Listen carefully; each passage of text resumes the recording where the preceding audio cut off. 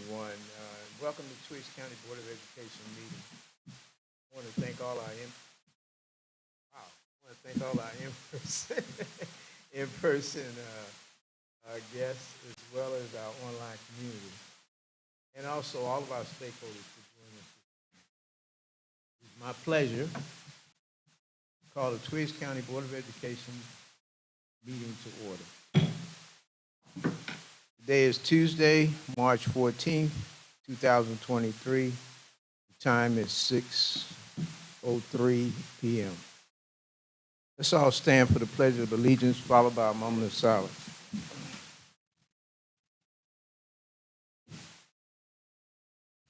Pledge allegiance to the flag of the United States of America and to the republic for which it stands, one nation, under God, indivisible, with liberty and justice for all.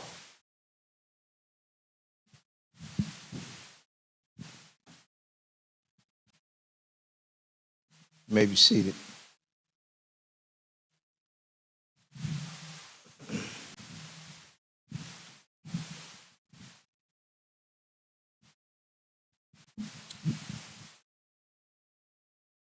The chair will now entertain a motion to approve the agenda for Tuesday, March 14th, 2023. I move that motion. Second. The motion to approve the agenda for March 14th, 2023 has been properly made by Ms. Blackshear and second by Ms. King. Is there any discussion? The question is on the adoption of the motion to approve the agenda for Tuesday, March 14th, 2023. All in favor say yes. Any opposed? The motion passed unanimously.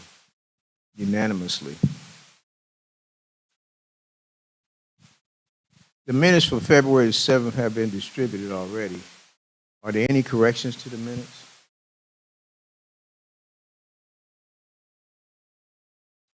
If there are no corrections, the minutes are approved as distributed. This time we'll hear from Ms. Blackshear, the ethics statement. Thank you. In accordance with regulations set forth by the Georgia, it is the duty of every board member to conflict of interest or interests of such conflict. Does any board member have any known or scheduled on our proposed agenda?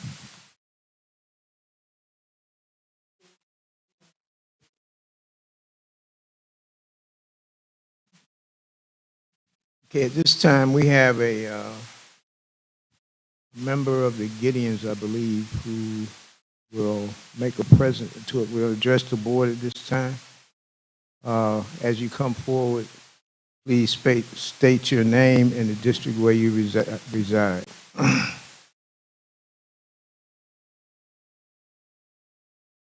My name is Foy Reardon. I reside in Twiggs County, and I'm a representative of the Twiggs County Gideon Camp. We have several members here with us tonight. I'd like for them to come and stand with me, if that's okay.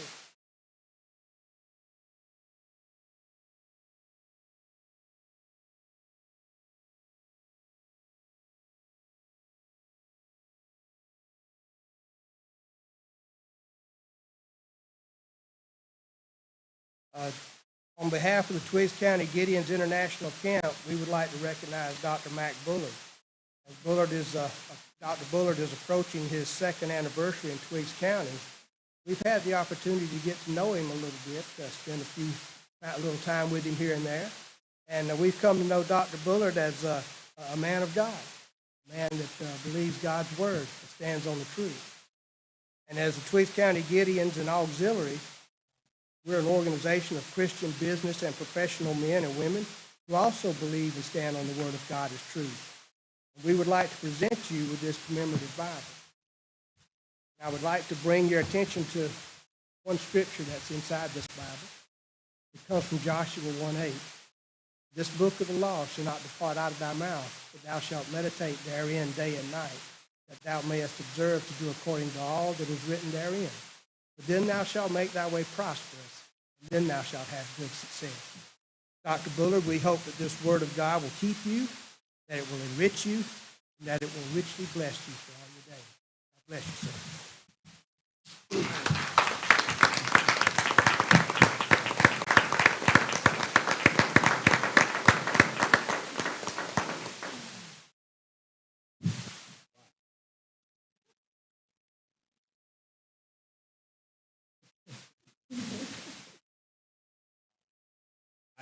I am honored. Thank you for this presentation.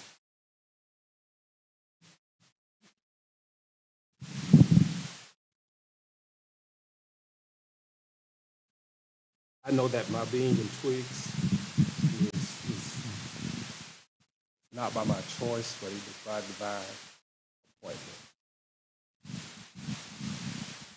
And I don't take that appointment.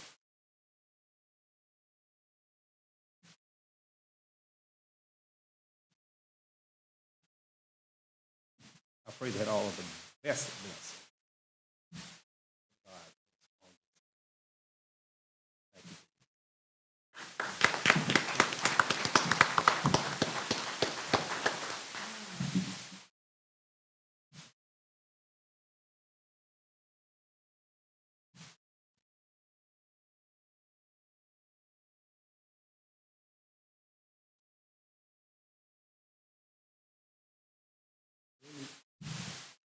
Board comments at this time?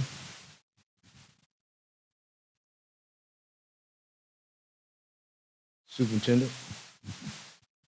Thank you, Mr. Chair.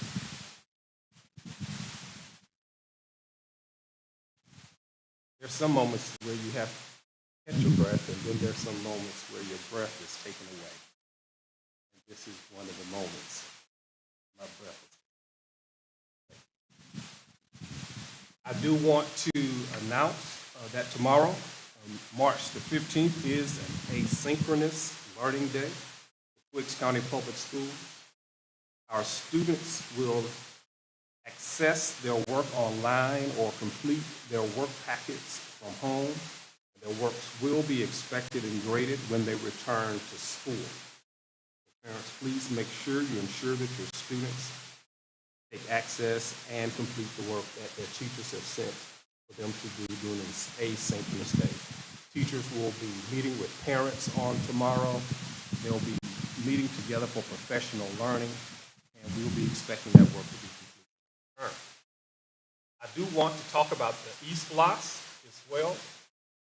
East Bloss, which is the Education Special Purpose Local Option Sales Tax. It's a 1%, we call it a 1 penny tax that is currently, early voting is currently ongoing in Twiggs County, and we ask for your support for the continuation of the East Bloss.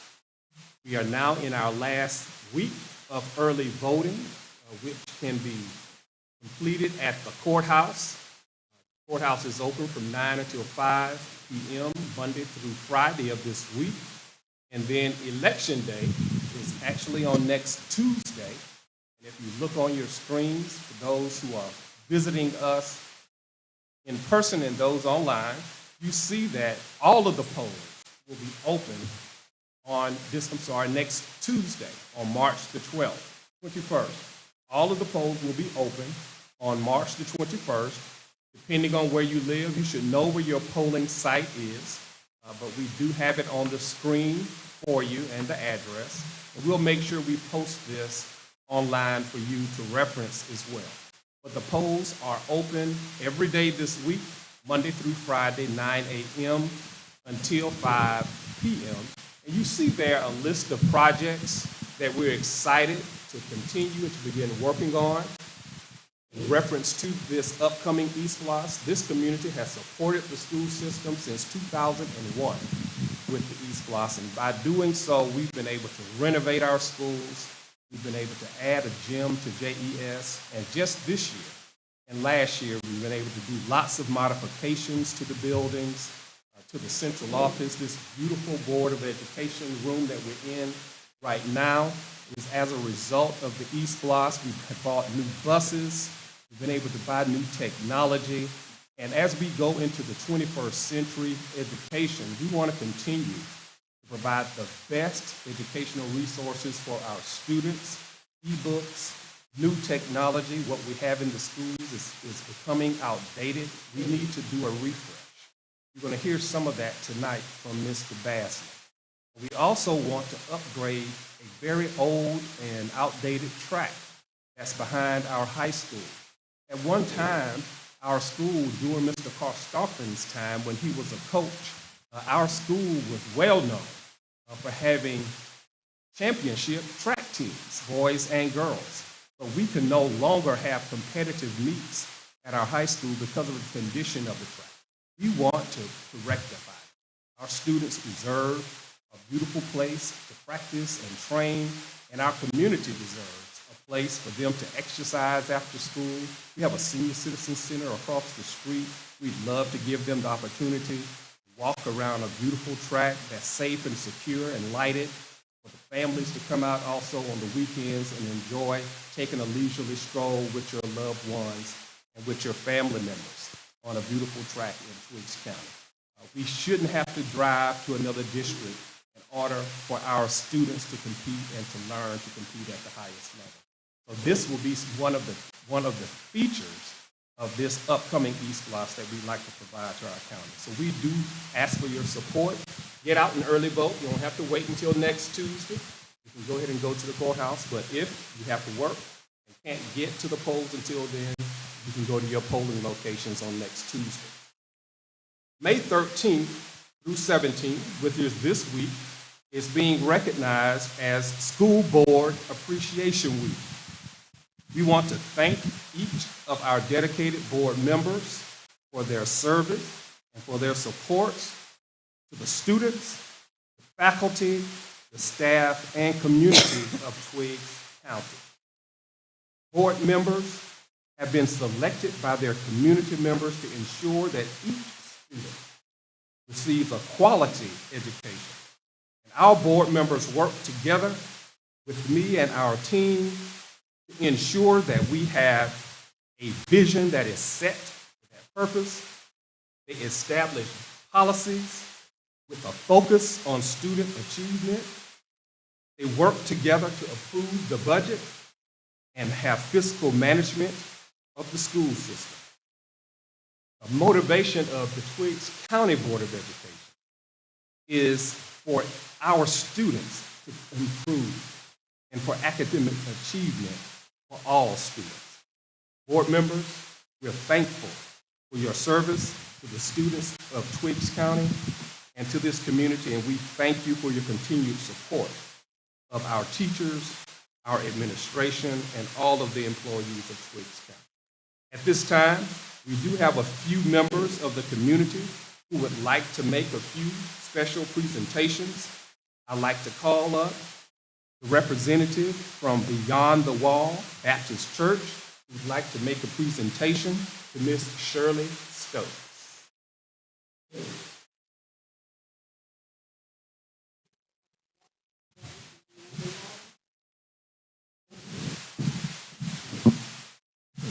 Thank you, Ms. Collins.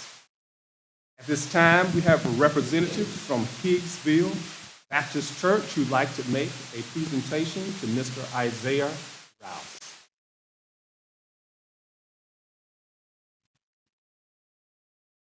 If you all will come to the podium, please.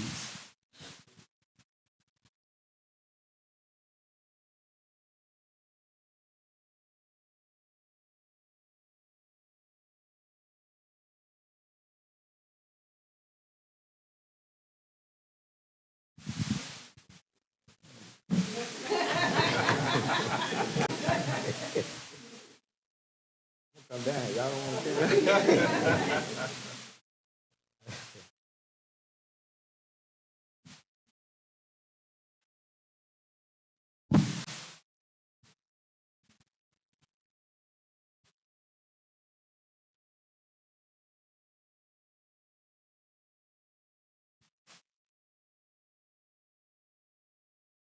I give honor to the board, to Dr. Bullard, and to this distinguishable Board of Education.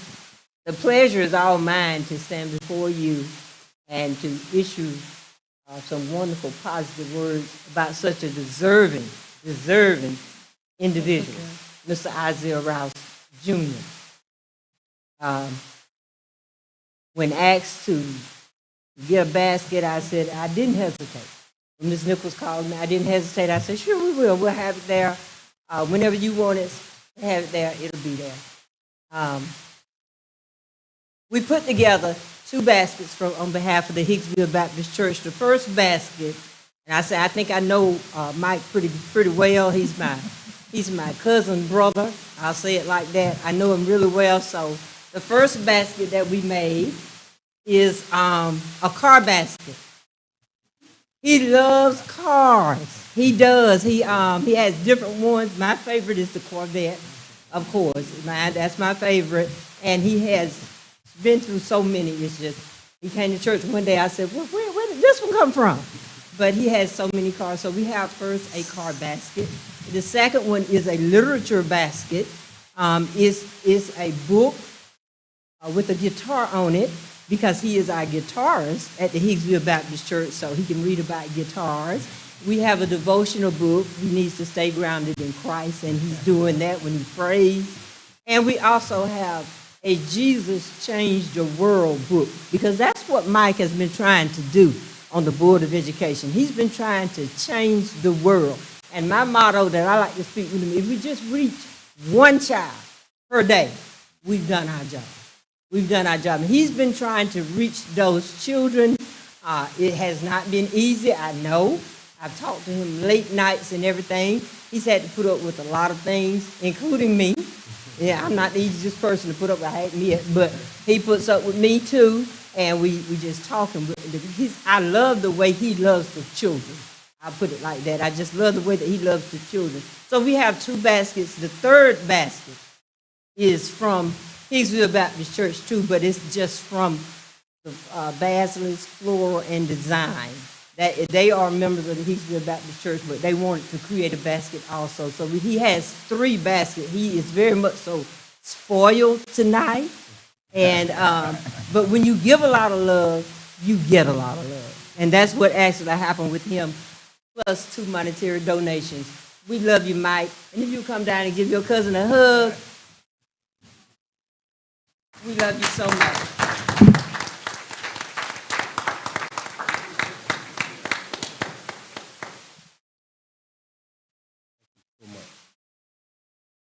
We have a presentation for Mr. Thomas Starfin from New Richland Baptist Church, Ms. Mindy Floyd, and Ms.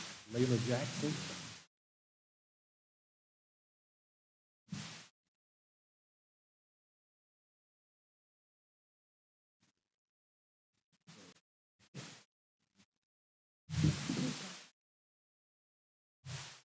Mr. Carsoppen, this is just a small token of our appreciation. Lila is a student at Jeffersonville Elementary, and she's also active, very active young woman in our Sunday school class at New Richland Baptist Church.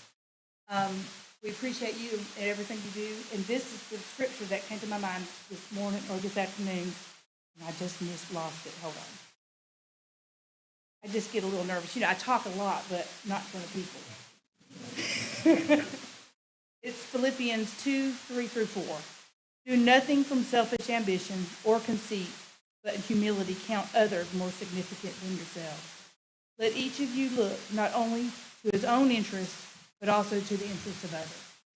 And we appreciate you and each of you members for the selfless acts that you do each and every day for our boys and girls and our students like Lila and many, many more.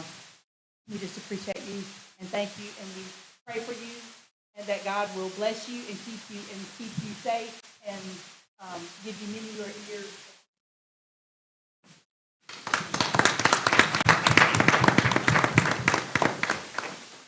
Thank you, Lila. Ms. Teresa Blackshear. We have Ms. Diane Taylor and Ms. Tony Jenkins from Danville Baptist Church.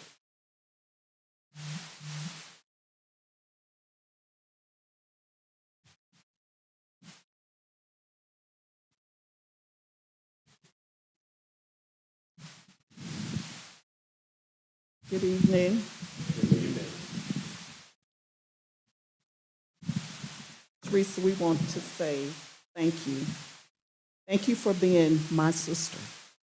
Thank you for being my friend. Thank you for being part of the Danville Baptist family.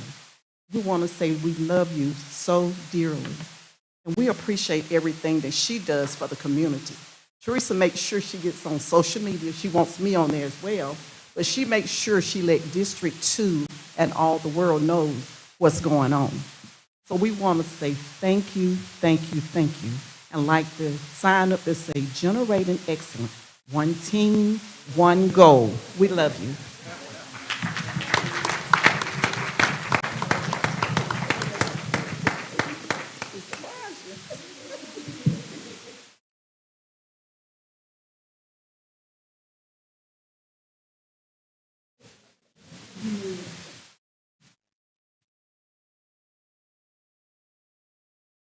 And Ms. Josie King is making a presentation to Ms. Rhonda King, also Mr. Nathan Flagg, representing White Springs Baptist Church.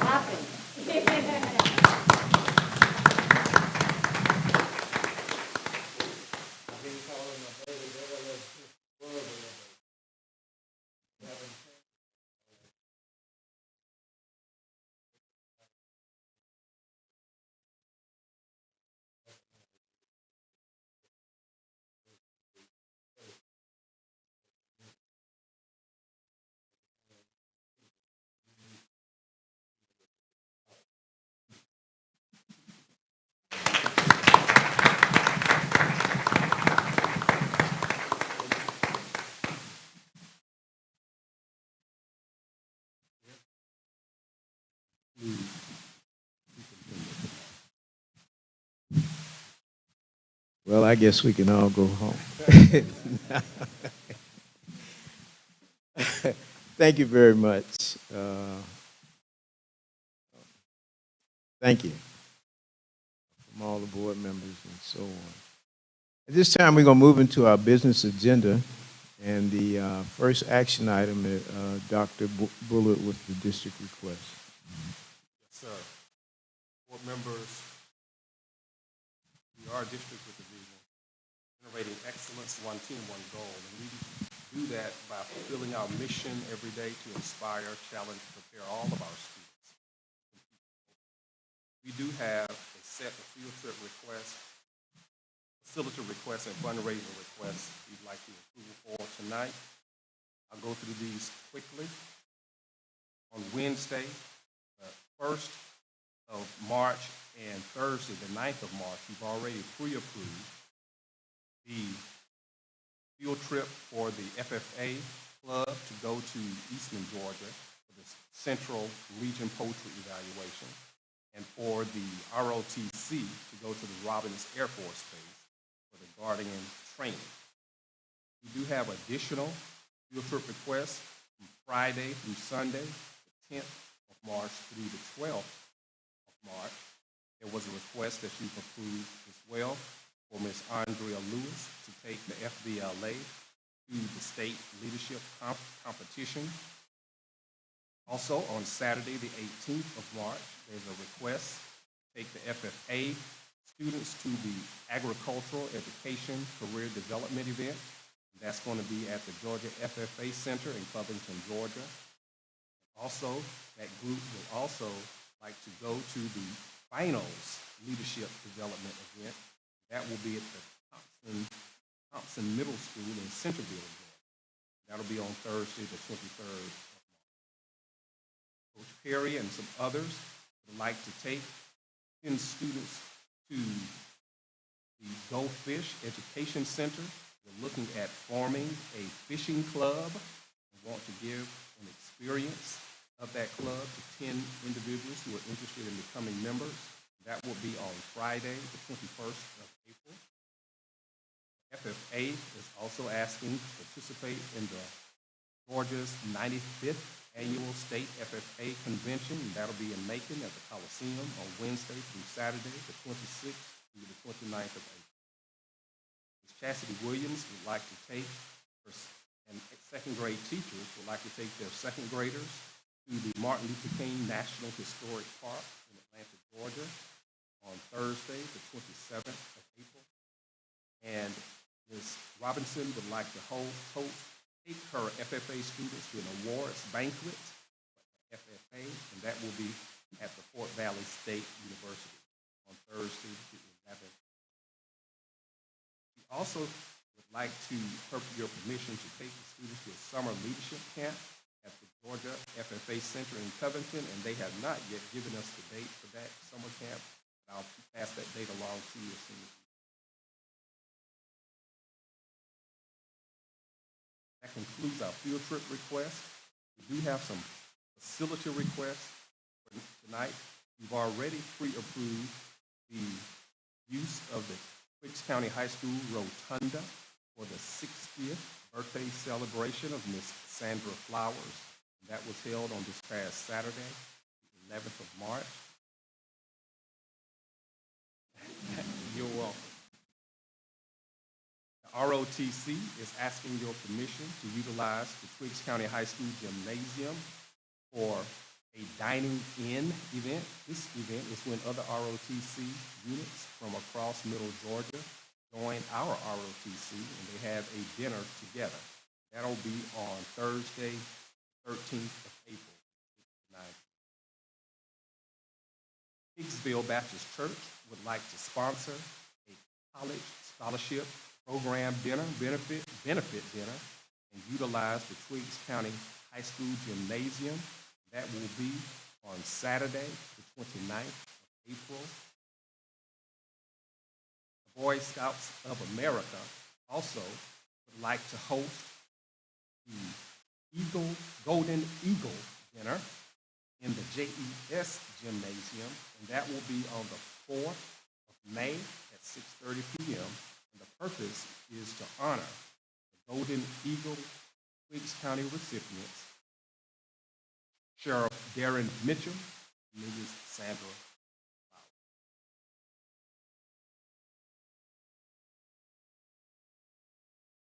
Ms. Valerie Oates would like to utilize the JES Gymnasium for a graduation celebration, birthday celebration, and memorial gathering on Saturday, 6th of May. Ms. Leah Tony would like to utilize the JES Gymnasium for a health fair on Thursday, the 15th of June. And Ms. Lula Curry Williams would like to utilize the JES Gymnasium for the Hightower Family Reunion, Friday and Saturday, June the 16th and 17th. That concludes our facility request. And lastly, we have 3 fundraiser requests. We'd like to have your approval.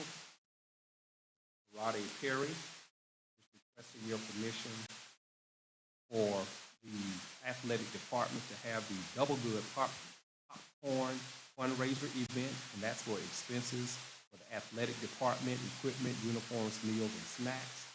The dates for that was scheduled for the 3rd through the 7th, Friday through that Tuesday, but they wanted your permission to get that started.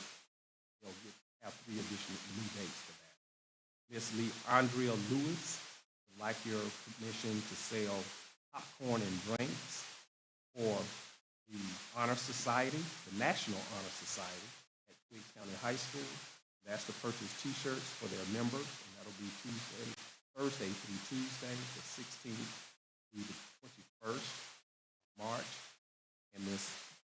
Lewis would also like your permission to sell slushies for the National Honor Society Monday through Friday, 27th through the 31st of March, and to raise funds for the National Honor Society to have an end of the year. Here that concludes our fundraising request, field trip request at the city.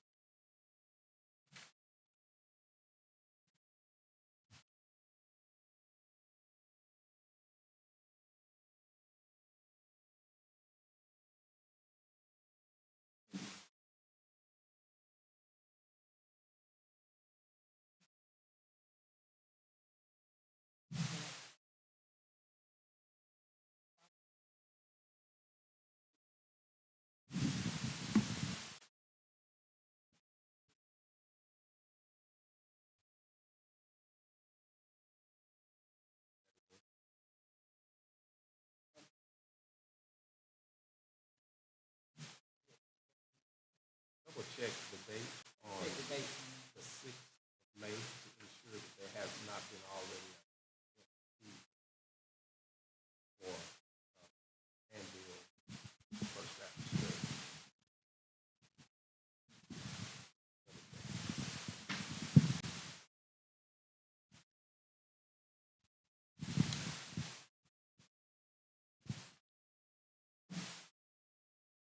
The chair will now entertain a motion to approve the district request with the corrections that's to be made later.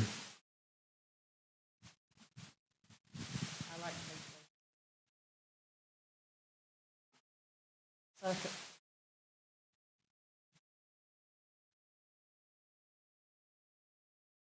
Is there any discussion?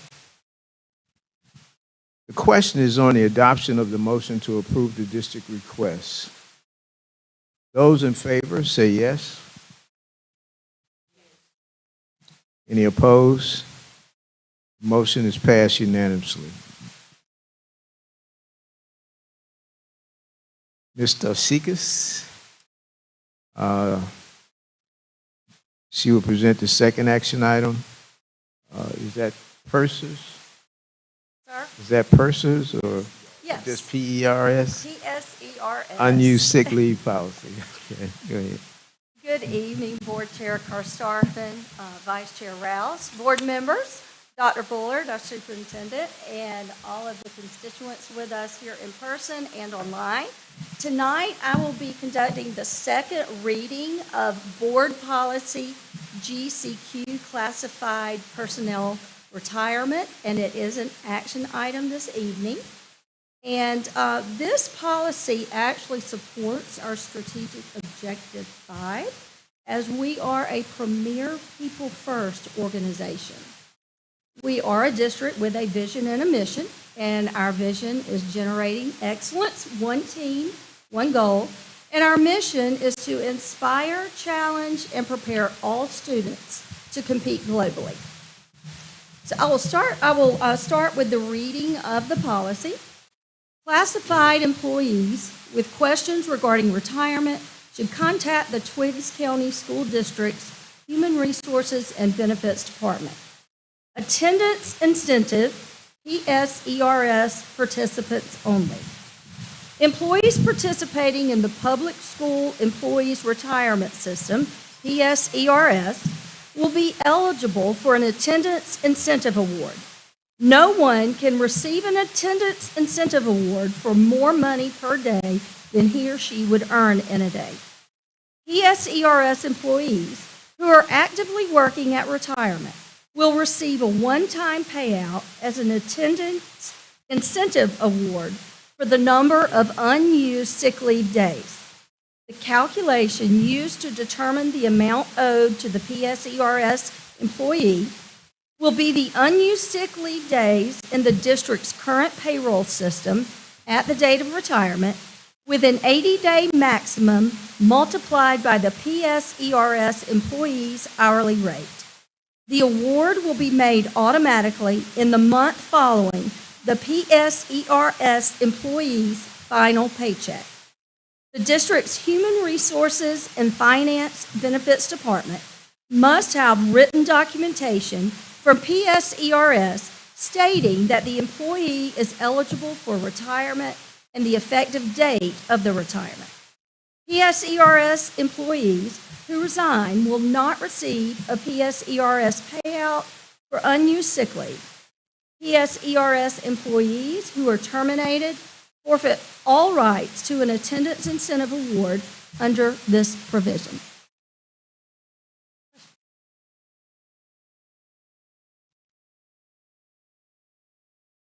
Thank you. The chair will now entertain a motion for the approval of the PSERS unused sick leave pay policy. Upon making that motion, I'd like to also add this policy to be retroactive our fiscal year, July 1, 2022. If we're doing this policy in the middle of the year, we want to ensure that any of our PSERS retirees retire this year from the policy. So we'd like it to be retroactive to July 1, 2022 through the end of this. Is there any discussion?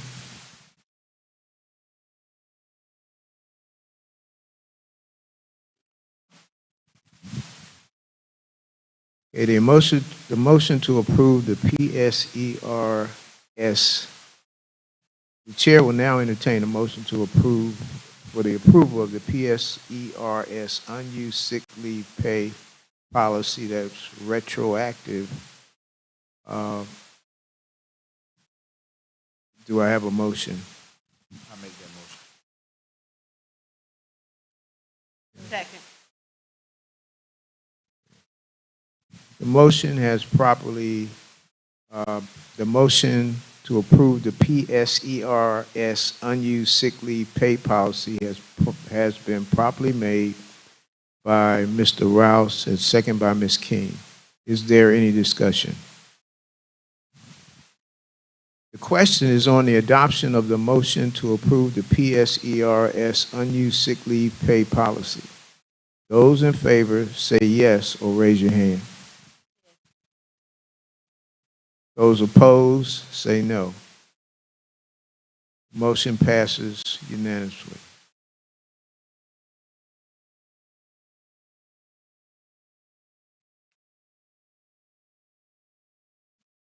The next item. You still here? Okay. I'm still here. The next item is an update on recruitment. Okay. Again, thank you for allowing me to share with you this evening.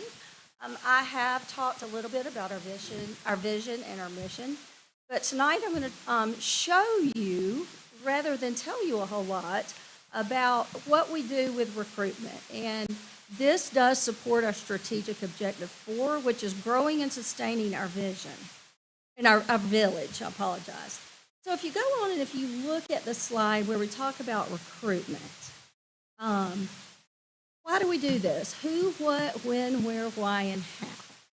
The whole purpose of why we recruit is to maintain a pipeline to support our teachers, to support our students and our staff. We always want to have that pipeline of highly qualified educators so that when we need to pull from that pipeline, we have someone there waiting to come in and educate our students.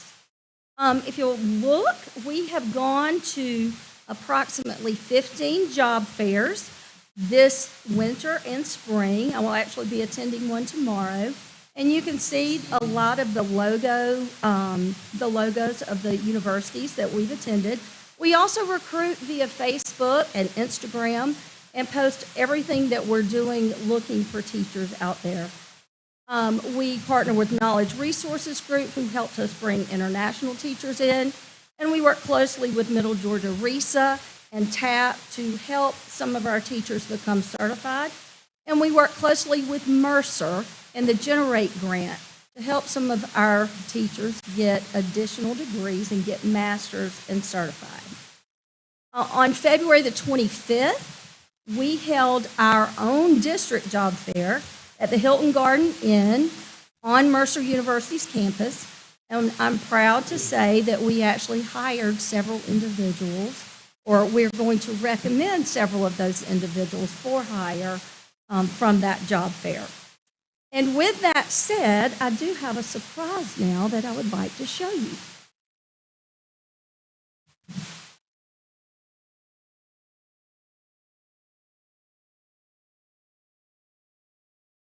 And welcome to Twiggs County Public Schools. My name is Shannon Dotson, and I'm the director of the. I'd like to take a moment to walk our schools. We are a district with our vision is generating excellence, one team, one goal. Our mission is to inspire, challenge, and prepare all students to compete globally. For you to take a few minutes and just see the wonderful things going on in our school. You have the opportunity as well as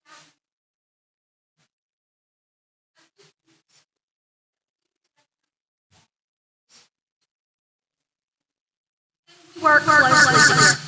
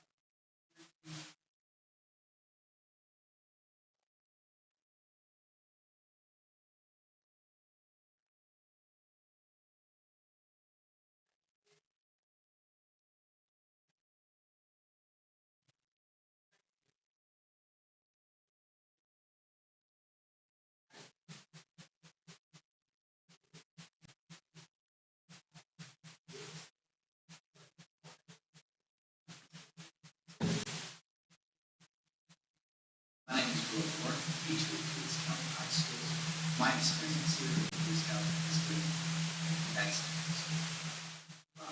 Teachers and staff.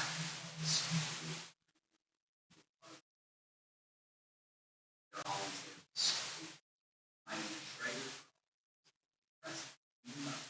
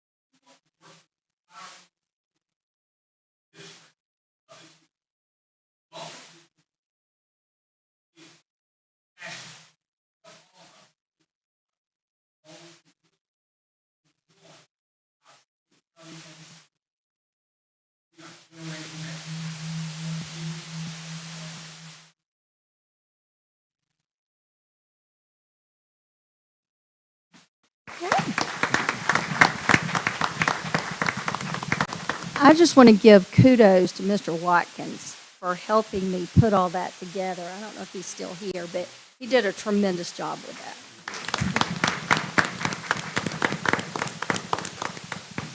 Questions for me? Thank you.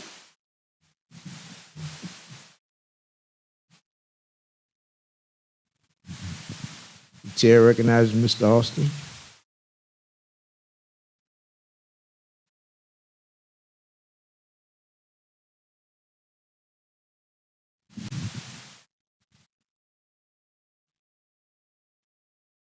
Good evening, Board Chair, Vice Chair, Board members, Superintendent Dr. Bullard, constituents, in person and virtually. I am presenting information on the proposed salary schedule and supplements for fiscal year 2024.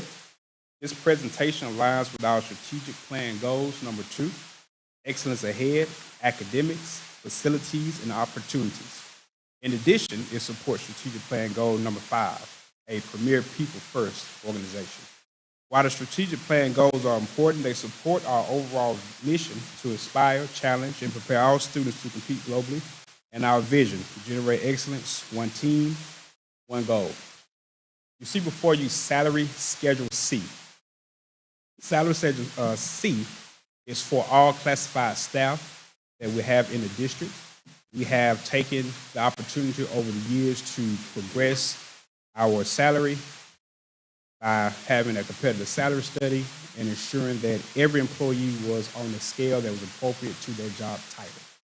What you see before you is a reflection of that work, as we have done on last year. The next schedule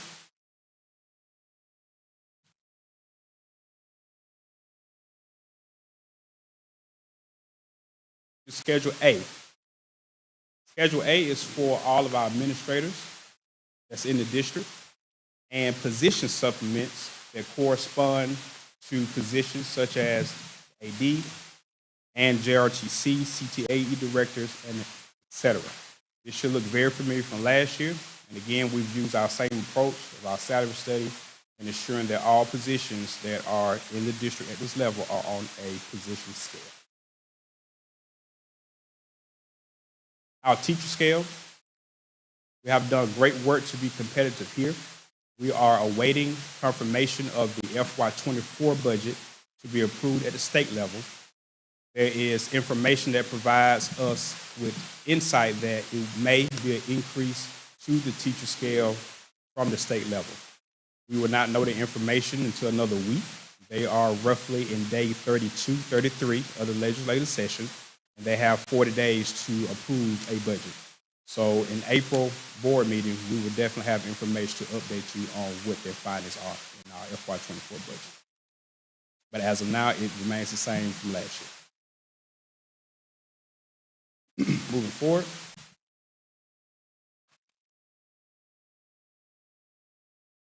Our miscellaneous, which supports our merit-based academic, additional bus routes, athletic field trips, our teacher sub-pay, and our bus route sub-pay. We did do the work in the past 2 years to improve our hourly rate, all of our rates for our subs, ensure that we were more competitive with athletic field trips, and to incentivize classified, certified employees that went back to receive endorsements and an additional degree. That stands as well for the FY24 budget. Lastly, our athletic supplements proposal for 2023 and 2024. We've heard a great presentation from the athletic director in the prior presentation from Ms. Dotsikis, and the plan they have to expand in programs. And so football, cross-country, basketball programs, as we've had in the past, will still remain. As we move forward, baseball, fast-pitch softball program. The athletic director alluded to soccer, as you see there. The track program, band, wrestling has been proposed. Esports has been proposed. Literacy team, cheerleader program, and the basketball clock/bookkeeper, with a total athletic budget $63,500 proposed for FY24. Middle school sports, football program, basketball program, softball, baseball, track, soccer, as stated before, cheer, with a total allocation of $16,500 for the middle school sports. That concludes the presentation for the proposed salary supplements and schedules for the upcoming fiscal year 24 budget. May I entertain any questions or comments at this time?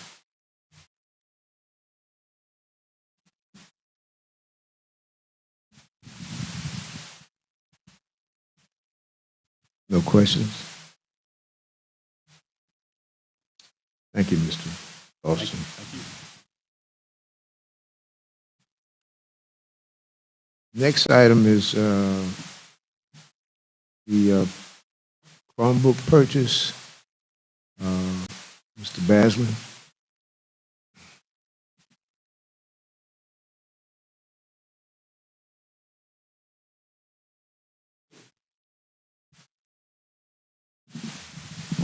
Good evening, Board Chair Karstoffen, Vice Board Chair Ralph, Board members, Superintendent Dr. Bullock. Today I am and constituent. I'm here today to talk about the Chromebook purchase for Twiggs County Public Schools. This aligns to our strategic objective number 2, excellence ahead, academics, facilities, and opportunities. But before we do that, we must tell you who we are. We are a district with a vision, generating excellence, one team, one goal, with a mission to inspire, challenge, and prepare all students to compete globally. Very briefly, we'll look at what this presentation will outline as an overview. We will talk about the purpose, the product, and the funding. The purpose of this purchase is the district is seeking to purchase Chromebooks for student academic use. This will help bring us as a district closer to our goal of being one-to-one throughout. Each student having a device that they can use at home and in the buildings. With this, what we're projecting to purchase are Dell Chromebooks 3110s. This kind of gives you an idea of the specs of those machines. These are the most recent devices that we are purchasing for the district. With this, we want to try to standardize across the district so we can make sure that we can have parts and stuff on hand so we can fix them as needed. So that's why we're going with this particular product. The funding source, this purchase will be made with the previously approved funds from ESSER 2. The funds were a part of the allocation presented by our Federal Programs Executive Director, Ms. Reardon, in a past board meeting. The cost for this equipment at the time of the quote was $117,847.40. Do you have any questions?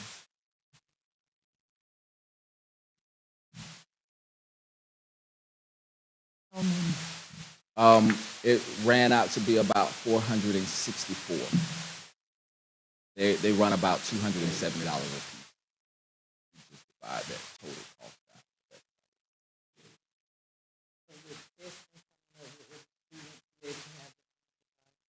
We're working with we're working through a plan for that right now, but we will have coverage. These devices probably won't be in there because we have to bring this. This is an information item tonight. We have to bring this back to you on the next board meeting as well. But we will have a plan for that, and each kid will have a device that they'll test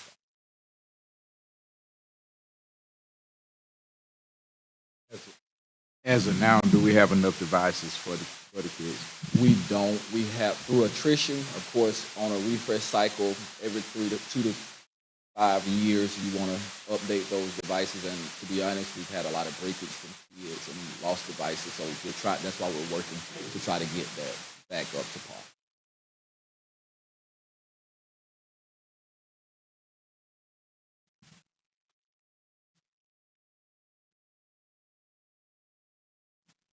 Any other questions? Thank you, Mr. Basil. No problem.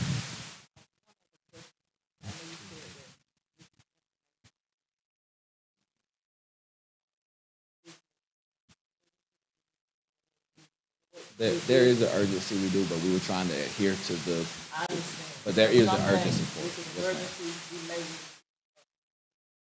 we want this tonight because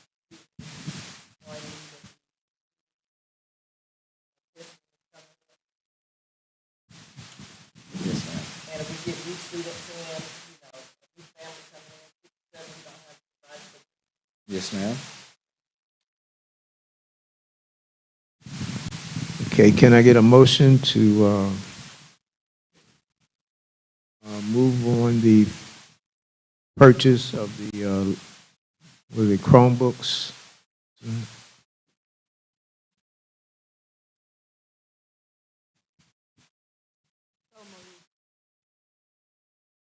It's been moved and properly, it's been moved by Ms. King and properly seconded by Ms. Blackshear that we approve the funding, approve the purchase of the Chromebooks. Are there any questions?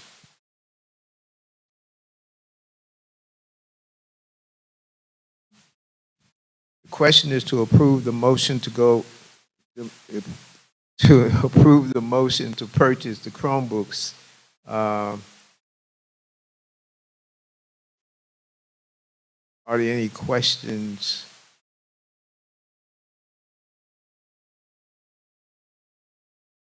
Okay, the motion to approve the Chromebooks has been properly made, and therefore we'll move. If there are no questions, all in favor say yes. Yes. The motion passes unanimously. Thank you.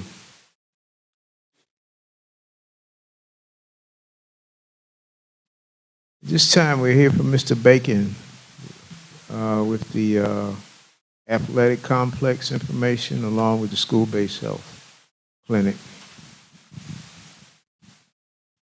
Good evening, Board Chair Christoffen, Vice Chair Ross, board members, Superintendent Dr. Bullard, and all of our guests here this evening. Today, I'd like to present to you our athletic complex animation. But first, our strategic focus for this area is areas 2 and 3. Excellence ahead, academics, facilities and opportunity, and doing things the Twigs way. And remember, we are always a district with a vision, generating excellence, one team, one goal, with the mission to inspire, challenge, and prepare all students to compete globally. So, over the next 5 years, the Twigs County School District will plan and implement a multi-year, multi-phase plan to improve our athletic facilities in this district. The animation that we're going to look at tonight is our vision for that future of Twigs County athletics.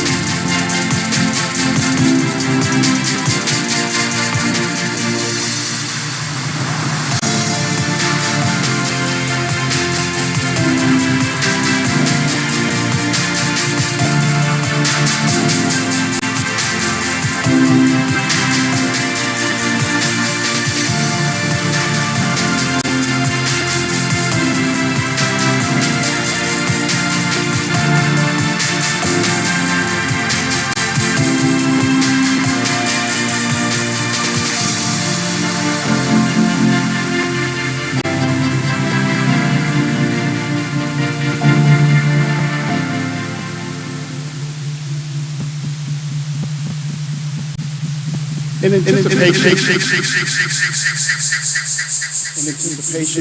of this vision, we've made some strategic long-term investments due to the age and need. Last year, the board approved a $100,000 light project for the field, but we made smart investments for the long term. Those lights will be with us with guaranteed. The warranty is 15 years. So we've made those investments along the way in anticipation of this. Also, renovations to the press box. We've also added new stadium sound, new parking lot lights. If you drive by here at night now, you know it's a different place. And we updated the scoreboard. So these have been strategic investments. We make sure we're not putting Band-Aids on things and spending money after that. So the investments that we have made in the past will serve us in the future. Are there any questions?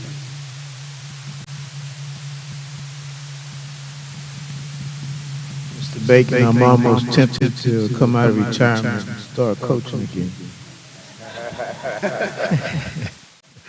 Almost. Hired. Almost.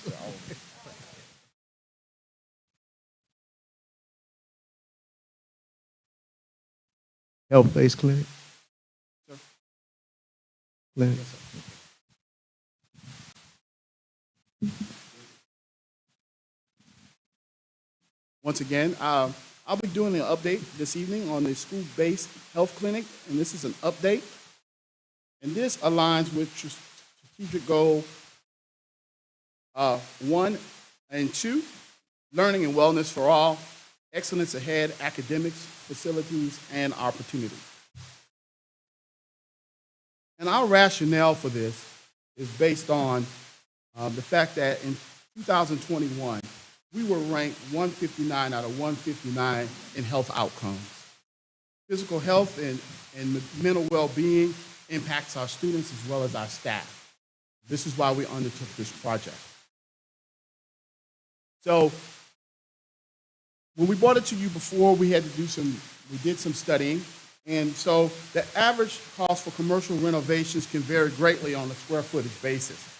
It can range from $30 a square foot on the low end, that rarely happens today, to over $300 per square foot on the high end. SRJ Architects gave us a preliminary estimate of $423.40 per square foot. This price seemed out of range for the scope of the work that we were doing. So in our previous discussion, we were going to place the medical and dental clinics at JES using rooms 149 and 152.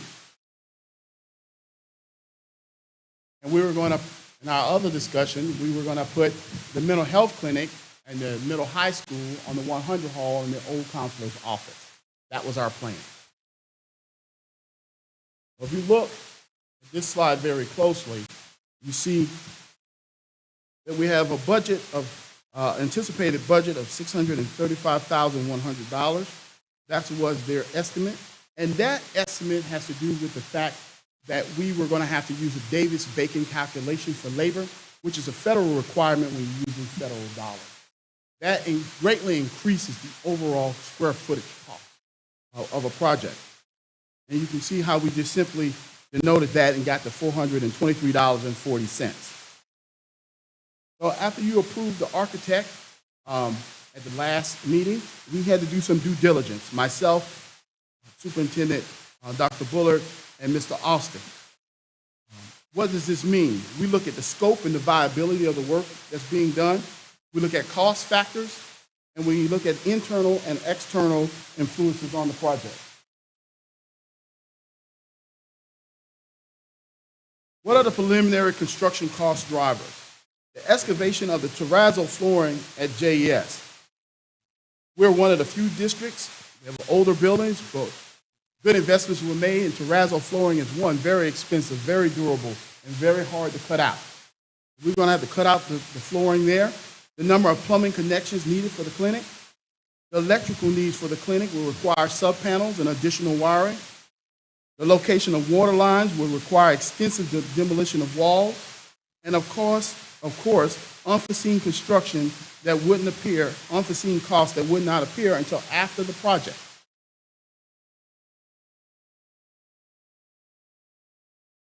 Cost factors. Traditional construction projects require that the district have large amounts of upfront cash on hand. We would have to budget 10 to 15% additional in contingency funds in a traditional construction environment. The possibility that unforeseen issues may drive costs beyond allocated funds. Our internal and external factors that influence this project.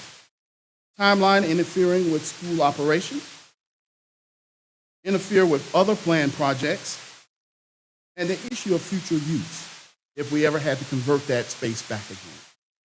External factors, supply chain issues that are plaguing the country at this moment, vendor and workforce issues are all considerations. So we decided to look at a modular solution. We did 2 visits, myself, Dr. Bullard, and Mr. Austin. One right down in Bibb County at the Ingram Pie Health Center. While it looks like a building, a regular building, it is a modular building. It was trucked in on trucks, a trailer, basically. Trucked in on trucks and mounted, platform, and skirted there, right behind there. And then we visited the KIP Vision Health Clinic in Atlanta, and its building looks like a traditional trailer type situation. We would be striving for something a little bit more, less trailerish, and that would fit the architecture and the standard that we're used to here, but modular nevertheless. The benefits of a modular building: fixed delivery costs. You sign for a price, and that's the price. No change orders that happen in the middle of construction. We would be able to know what it is when we sign. Definite timeline, schedules, and delivery. 8 weeks from the time that we order to deliver. Lower cost, looking at a lower overall square footage cost, somewhere around $2. Quality control. The building is built in a factory under controlled conditions. And simplified finances. You approve it, we issue a purchase order, they issue an invoice once it's delivered, in 30 days we pay. What are the disadvantages? Placement and location. There are several locations on the JES site that we're looking at. And once we get those confirmed by Geotech, we'll bring those to you. Additional square footage to clean and maintain. The other locations were already within our current footprint, already being covered by our current custodial staff configuration, so there's been nothing additional. The modular building is only 90% complete. We must complete the other 10%, connecting the plumbing to the main water and sewage connection, installing the service entrance for the electrical power, fire alarm and security, handicap ramps and parking, and an entryway. Keep people from not getting wet in bad weather. So this modular blueprint that you have here is the what we sent to get a basis. It is the blueprint that we got from Ingram Pie. And this current blueprint is 2,300 square foot, and a current estimate for this building is $310,000. The estimated cost of a modular building solution. The building and delivery is $302, and that's plus or minus, so that's things us adding things or not adding things based on that, but that's the stripped down version. Plumbing, and as you see, I have some asterisks about this, so we called some of our regular vendors to kind of get an idea of what it would be. A lot of that will be calculated based on our site, how far we are from the water line, things from that. So it's kind of hard to tell. But they gave me some figures so that we could see what we're working with. $25,000 for plumbing, $18,000 for electrical service entrance, fire security network, $23,000, parking and new traffic pattern if necessary, $35,000 to $40,000, entryway handicap ramp, $20,000. So what we wanted to do is get a feel. So SRJ's initial estimate was $618,000, their initial. And this initially is $428,000. And you can see quite a significant difference in the overall estimate. So when we get final estimates, there may be some cost drivers. And also we get some furnitures and fixtures already included with this that we would not have to buy. So it really comes pretty much set up to go. We have a video tour of us visiting the Kemp Vision Clinic in Atlanta so that the board will have an opportunity to see what is possible in a modular solution for our school-based health clinic.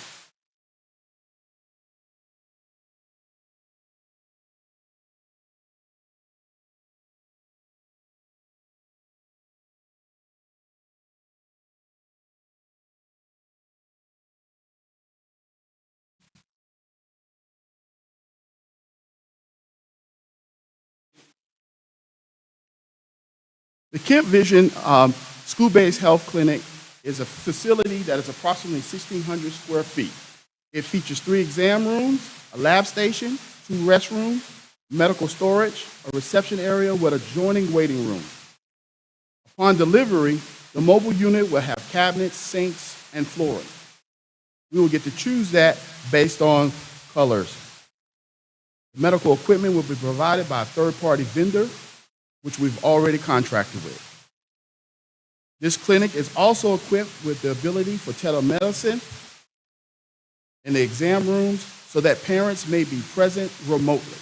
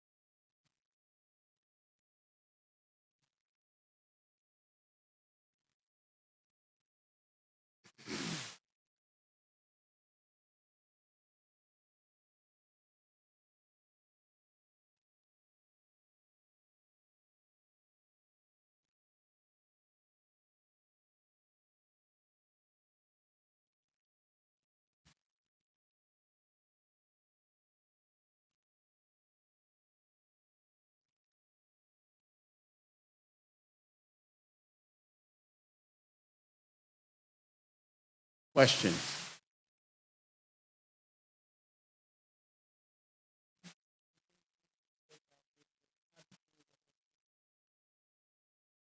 Well, first one we went to, of course, Bibb County, which is about 24,000 students. And Kemp Vision, which is in Atlanta, is a 3-school network of charter schools. So but the school size was about 700.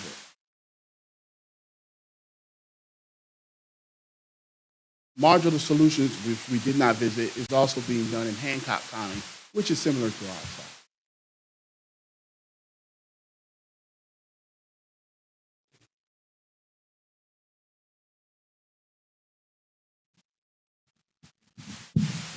Any other questions?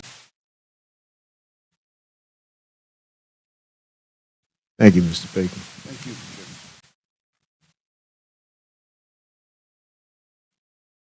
Dr. Griffin Stewart.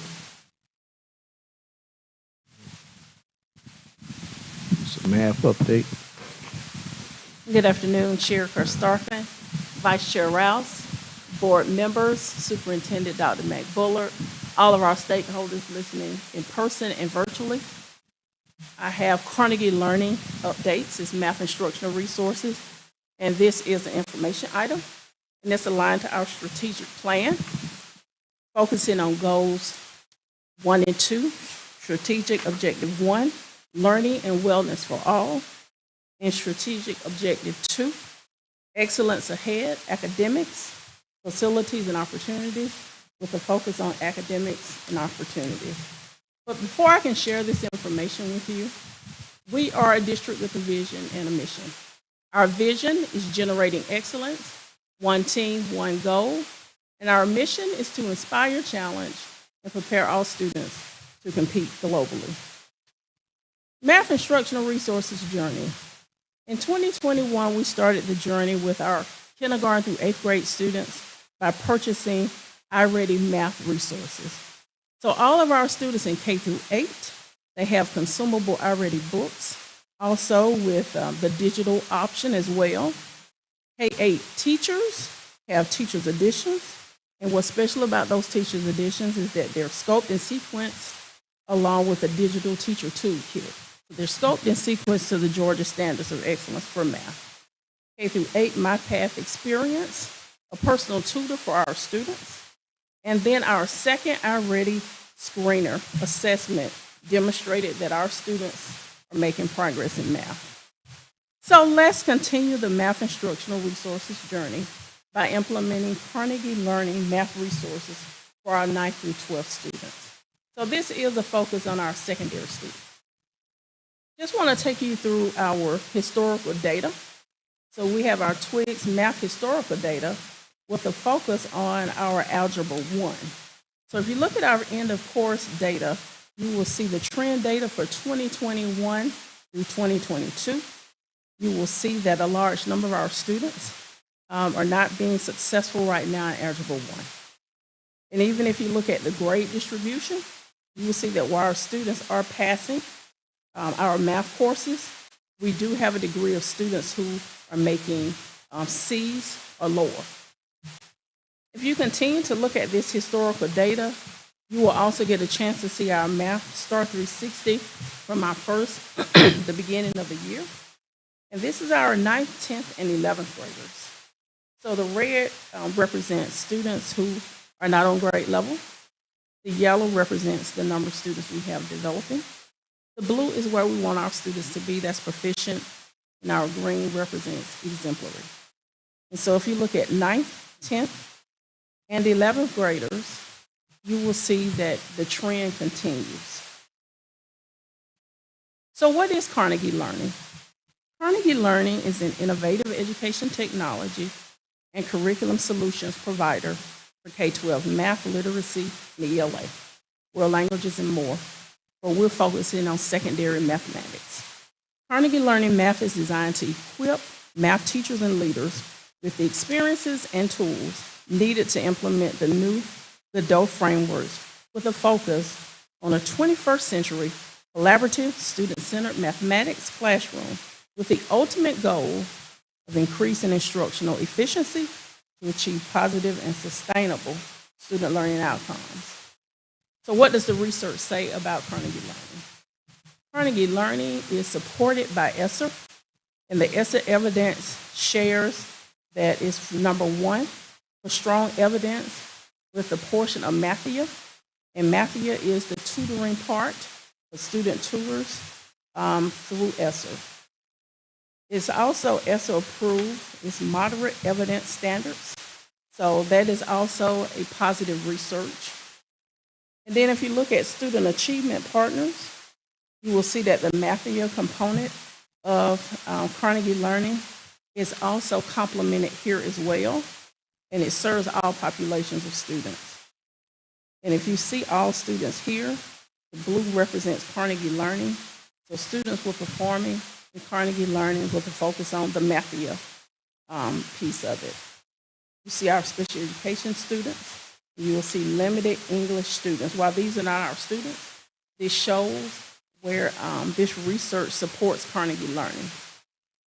And one last piece of research is the United States Department of Education.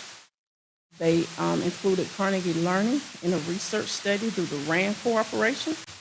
And there was a control group, a Carnegie Learning Algebra 1 group, and a Carnegie Learning Algebra 1 higher completion group.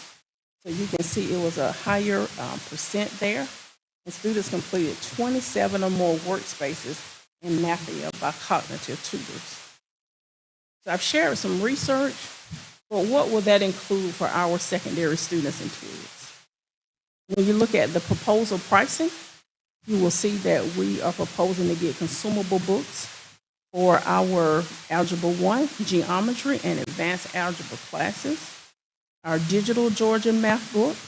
So that would mean that students will have a consumable book as well as a digital option. Mathia support license, this is for 6 years. And so that Mathia support license will also support the tutoring component for students. Teachers will have teachers editions through the Print Georgia Teachers Implementation Guides. And then there's also a digital version. MathStream on-demand adaptive lesson videos. So students will be able to access additional videos. And there is a professional learning component where Carnegie Learning would provide us with brief professional learning opportunities, and then there would also be partnership meetings. So the proposed price is $36,285.30. But if you look at the next slide, you will see there is a professional development quote where we are requesting additional professional development opportunities for our math teachers. So it would be PL on-site, coaching and support for our teachers. So what that would include is those Carnegie Learning teachers will come in and support our teachers in the classroom. They would also provide some co-teaching opportunities and just making sure that Carnegie Learning is being implemented with fidelity. And the very last slide, student and teacher investment. So together with the textbooks and teacher's editions and the professional development option, that will bring it to a total of $70,285. The funding source will be ESSER 2 and ARP. And so we want to make an investment in our students as well as our teachers. We want to generate excellence, one team, one goal. So are there any questions?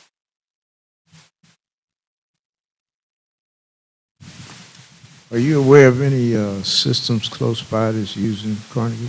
Yes. Dooley County is using. Dooley County? Bibb County Schools is using it as well. In Montgomery County, we have been invited to come and shadow in Dooley County. And so we are setting a date to go to Dooley County to observe Carnegie Learning in action. Is it possible for me to see that action? We already included it. Okay, thank you.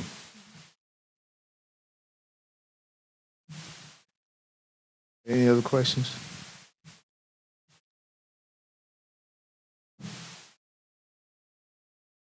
Thank you. All right, thank you. Dr. Griffin Stewart.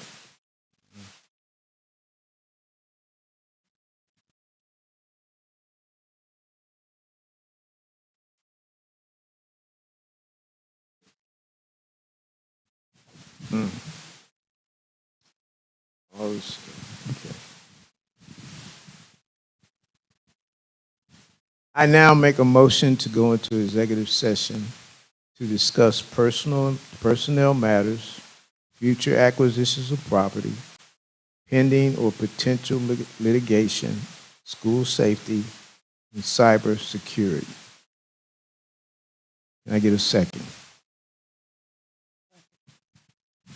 The motion to approve to go into executive session to discuss personnel matters, future acquisitions of property, pending or potential litigation, school safety, or cybersecurity has been properly made by Chair Karstoffen and second by Ms. Stokes. Is there any discussion? The question is to approve the motion to go into executive session to discuss personnel matters, future acquisitions of property, pending or potential litigation, school safety, and cybersecurity. All in favor, say yes. All opposed, say no. Motion passes unanimously. We'll move into executive session. I want to thank all of you for coming out tonight, and you're welcome to hang around if you want to. But again, thank you all for coming out tonight.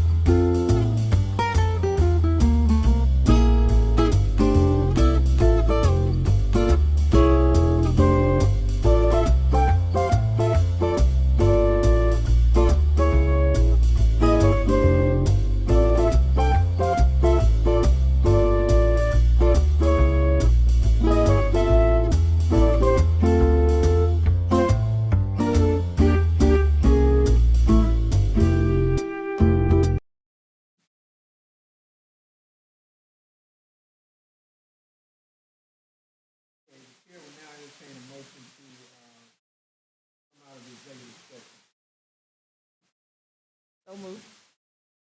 Second.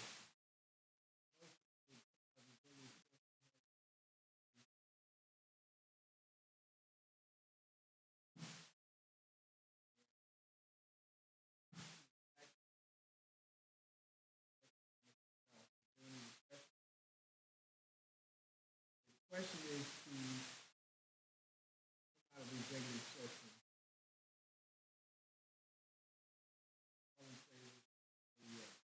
Yes.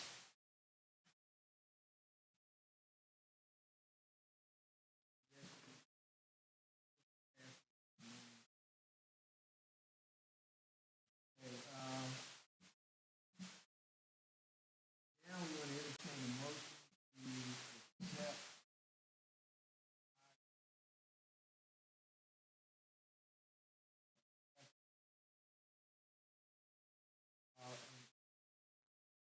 We have renewal, and also we have two resignations.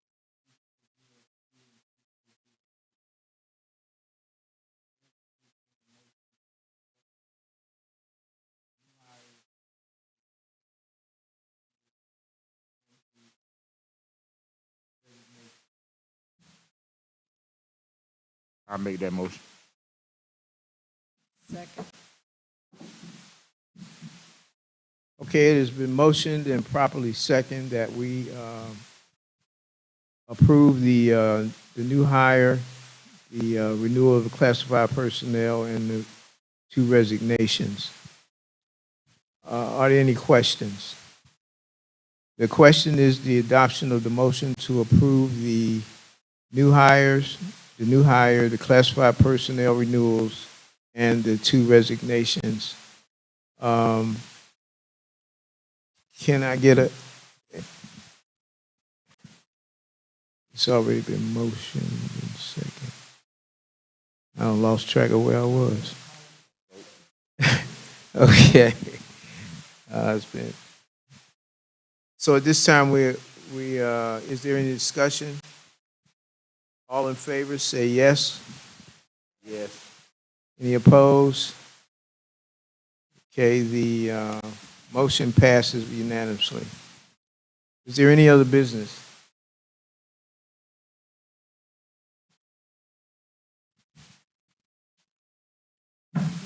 Then I move that the meeting is adjourned.